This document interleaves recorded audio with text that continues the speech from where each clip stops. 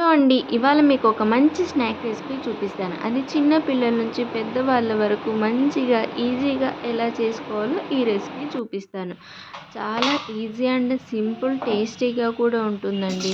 మీ mushrooms ఉన్నాయి కదా! Mushrooms వచ్చేసి ఒక 10-15 మినిట్స్ వాటర్‌లో నానపెడితే స్కిన్ మొత్తం పైన ఉన్నది మెత్తగా అయిపోయి మనం వేలితో ఇలా ఉంటే నీట్‌గా రిమూవ్ అయిపోతుందనమాట. అది రిమూవ్ అంతా అయిపోయిన తర్వాత మళ్ళీ ఇంకొకసారి కడిగి మష్రూమ్స్ నేను చూపిస్తున్న విధంగా ఇలా చిన్న చిన్నగా కట్ చేసేసుకొని ఒక ప్యాన్ తీసుకొని దాంట్లోకి మీకు కుదిరితే ఇష్టం ఉంటే గీ యాడ్ చేసేసుకోండి.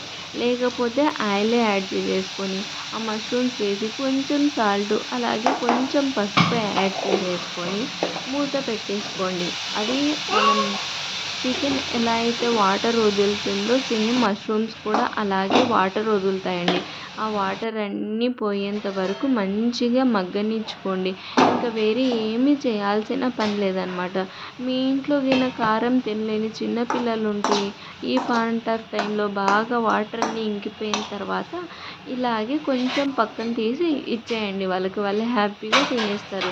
ఇంకా మనకి ఎలా చేసుకోవాలంటే మొత్తం ఇలా నీట్‌గా మగ్గిపోయిన తర్వాత కొంచెం కారం, అలాగే ధనియా పౌడర్, అలాగే గరం మసాలా వేసుకొని దించుకుంటే అయిపోయానండి. చాలా టేస్టీగా, ఈజీగా ఉంటుంది.